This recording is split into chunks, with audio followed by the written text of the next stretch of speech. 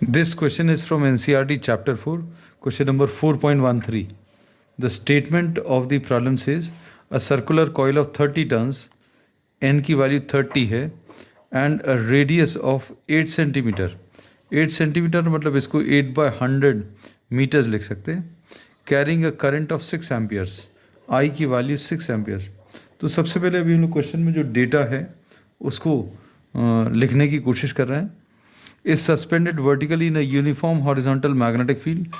B की value is 1 Tesla. The field lines make an angle of 60 degrees with the normal to the coil. अब normal to the coil का field lines के साथ जो angle है that is termed as theta.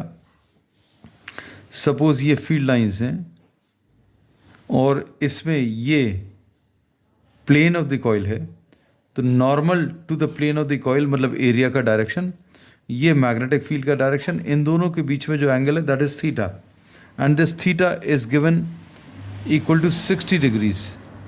60 degrees. Calculate the magnitude of the counter torque that must be applied to prevent the coil from turning. तो इसमें जो counter या opposite direction का टॉर्क अप्लाई करना that will be equal to the torque which acts on the coil due to the magnetic field. अब जैसे ही इस करंट कैरिंग कॉइल को मैग्नेटिक फील्ड में रखेंगे तो ये मैग्नेटिक फील्ड इसको रोटेट करने की कोशिश करेगा और हमें ऑपोजिट डायरेक्शन का टॉर्क लगाना है so that it does not rotate. तो अभी हम लोग ये बोलते हैं जो काउंटर टॉर्क होगा, counter torque which is to be applied, this will be equal to the torque which is exerted by the magnetic field on this current carrying coil. तो टॉर्क की वैल्यू कितनी, NIAB साइन थीटा, ऐसा कुछ आ जाएगा। n की value 30 है, I की value is 6 amperes, area of the coil is pi into r square, r is 8/100 का whole square into sine theta. Theta की वैल्यू 60 है तो दिस इज साइन 60, तो ये आ जाएगा 180 इंटू पाई इंटू 64 बाय ये 10 टू द पावर 4 नीचे आ जाएगा। साइन 60 को √3/2 लिख सकते हैं। 2 यहाँ पर 32 टाइम्स कैंसिल होगा और इसको अगर आप सिंप्लीफाई करें, if you try to simplify this, तो टॉर्क की जो वैल्यू आएगी this will be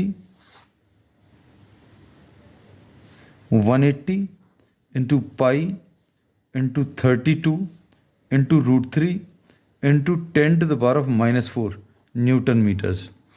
On simplifying this, you will be getting a value of 3.13 Newton meters.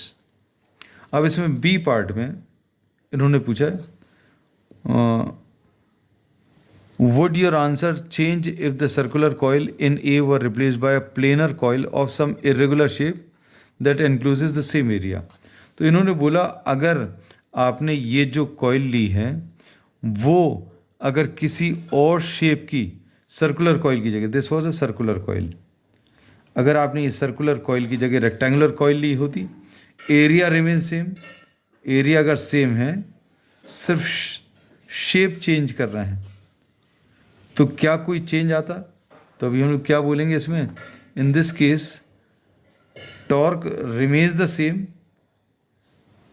Reason क्या है? क्योंकि टॉर्क का फॉर्मूला क्या होगा, NIAB साइन थीटा। इसमें टॉर्क दिस डिपेंड्स